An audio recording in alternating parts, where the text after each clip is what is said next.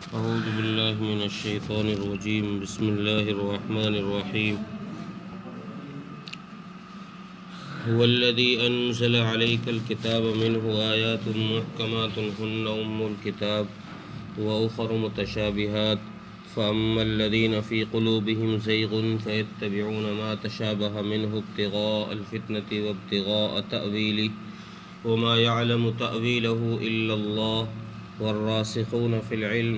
یقولون آمنا به کل من عند ربنا وما يذکر الا اولو الالباب۔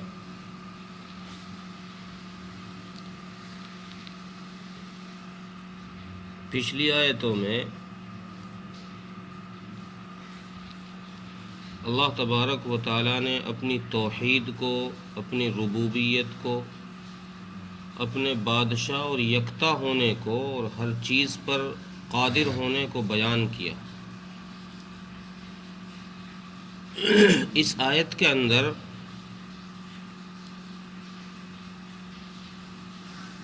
کچھ شبہات تھے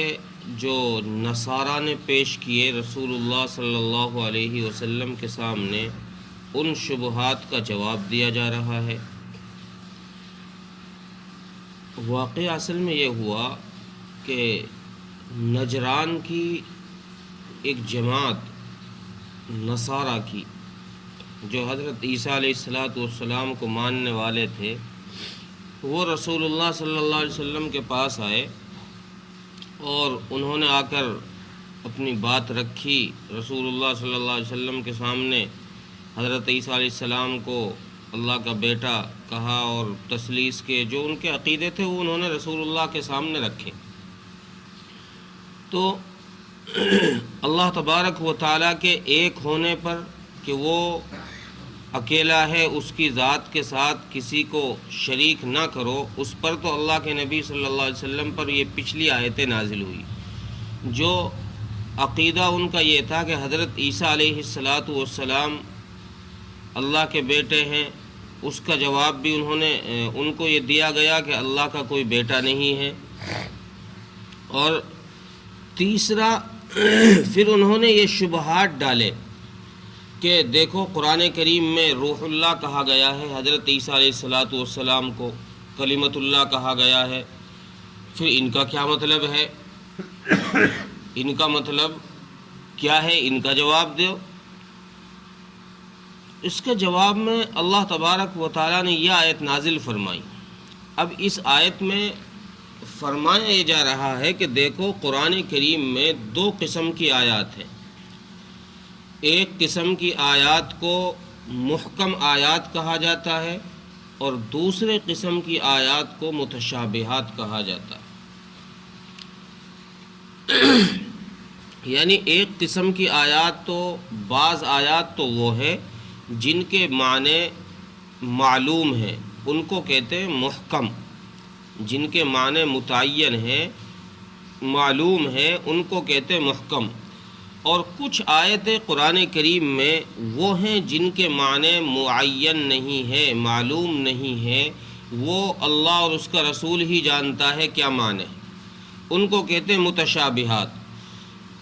اور ساتھ ہی ساتھ پھر قرآن کریم نے یہ بات بھی واضح فرما دی کہ دیکھو جو محکم آیات ہیں، یعنی جن کے معنی معلوم ہیں، وہی اصل قرآن ہے، اصل کتاب وہی ہے، تم ان پر عمل کرو۔ جو متشابہات ہیں، جن کا تمہیں پتہ ہی نہیں ہے، تو ان کی کھود کرید میں کیوں لگ رہے ہو؟ ان کے معنی کا علم جب اللہ نے کسی کو دیا ہی نہیں، وہ اللہ اور اس کے رسول کی راز کی باتیں ہیں، تو پھر تم اس کی تلاش میں، اس کی جستجو میں کیوں لگ رہے ہو کہ روح اللہ سے مراد اللہ کا بیٹا ہے اور کلمۃ اللہ سے مراد اللہ کا بیٹا ہے؟ تم کیوں الٹے سیدھے معنی نکال رہے ہو؟ بلکہ اللہ نے جو محکم آیات کے معنی معین کیے ہیں، متعین کیے ہیں، بیان کیے ہیں، تو جو متشابہ آیات ہیں، ان آیات کے بھی ایسے ہی معنی کرو جو ان آیات سے نہ ٹکرائے۔ ایسے معنی نہ بیان کرو کہ جو ان آیات سے ٹکرائیں، بلکہ ہم نے تم کو جو تعلیم دی ہے محکم آیات کے ذریعے سے ان میں ہم نے صاف بتا دیا ہے کہ عیسیٰ علیہ السلام بھی اللہ کے بیٹے ہی ہے، ان کو بھی ایسے ہی پیدا کیا گیا ہے جیسے حضرت آدم علیہ السلام کو پیدا کیا گیا۔ اور متشابہ آیات جو روح اللہ اور کلمت اللہ ہیں، ان آیات کی جستجو میں یا اس جیسی اور آیات ہیں ان کی جستجو اور تلاش میں نہ پڑو، اس سے تمہارا نقصان ہے۔ لیکن ان نصارہ نے معاملہ یہ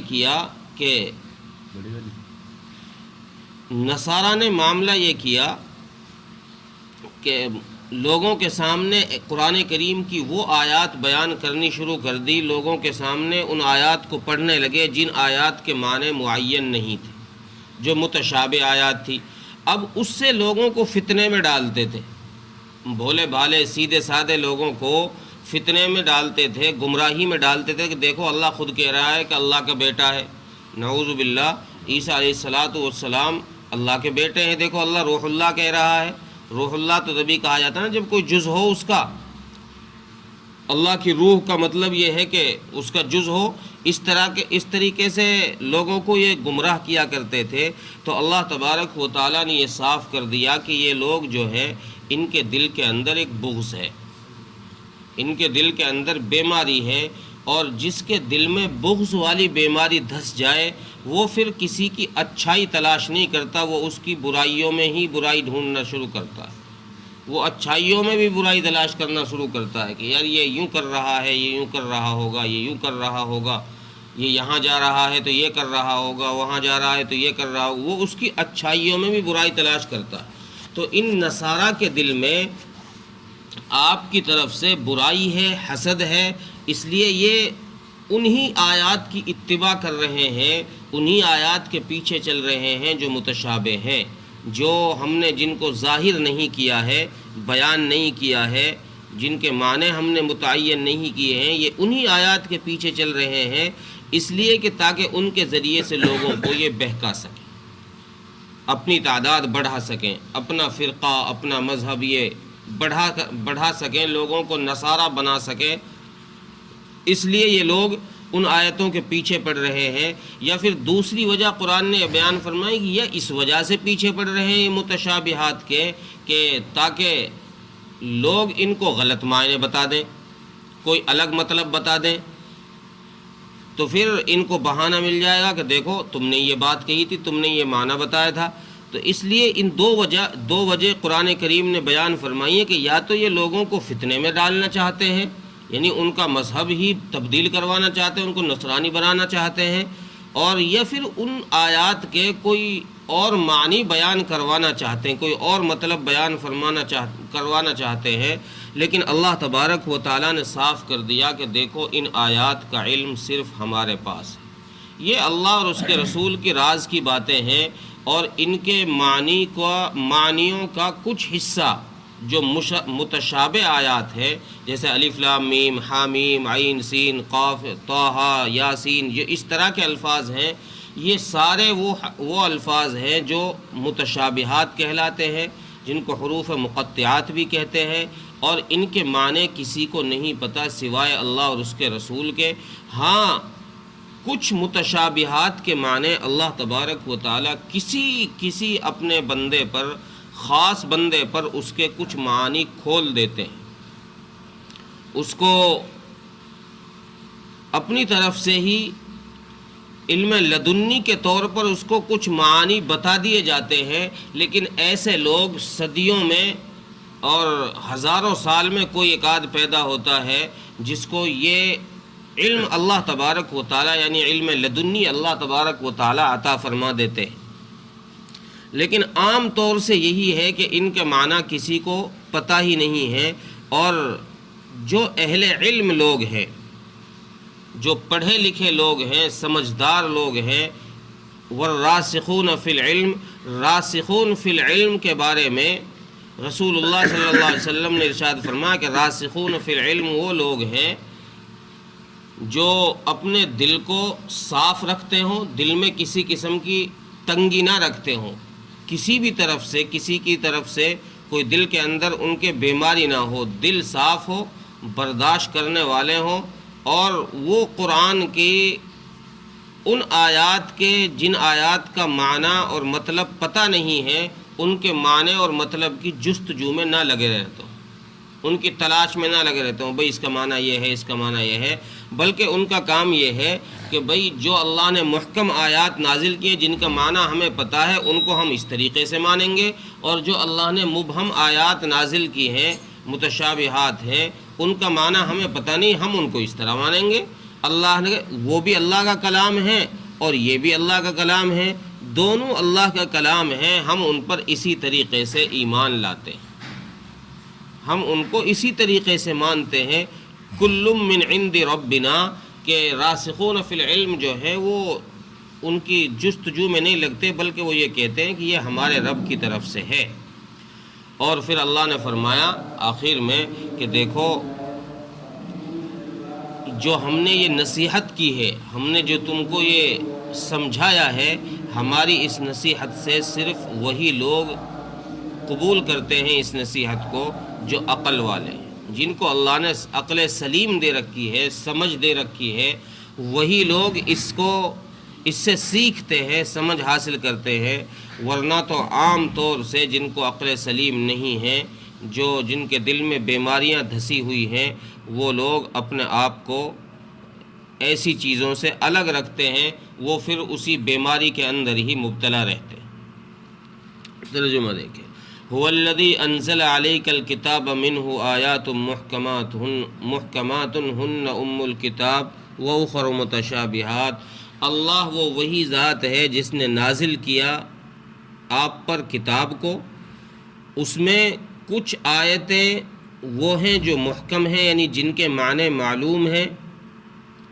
ہن ام الکتاب، اور وہی اصل کتاب ہے،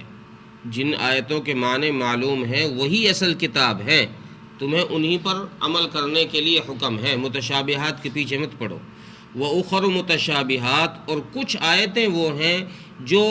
جن کے معنی معلوم نہیں ہیں، فَأَمَّا الَّذِينَ فِي قُلُوبِهِمْ زَيْغٌ،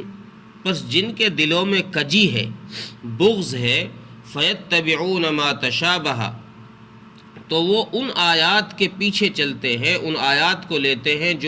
جن کے معنی معلوم نہیں ہیں، منہ ابتغاء الفتنہ، اس وجہ سے کہ اس کے ذریعے سے لوگوں کو گمراہ کر سکیں، وابتغاء تأویلی، یہ اس وجہ سے کہ لوگوں سے اس کا مطلب کوئی اور مطلب بیان کروا سکیں، مطلب معلوم کر سکیں، وما یعلم تأویلہ الا اللہ، لیکن اس کا مطلب نہیں جانتا کوئی سوائے اللہ کے، والراسخون فی العلم، اور جو راسخین فی العلم ہیں، جو اہل علم حضرات ہیں، یقولون آمنا بی، وہ کہتے ہیں کہ ہم تو اس پر اسی طریقے سے ایمان لائے۔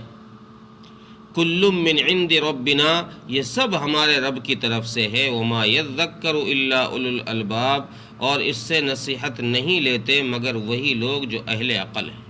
جو عقل والے لوگ ہیں، اس نصیحت کو وہی لوگ قبول کرتے ہیں۔ اللہ تعالیٰ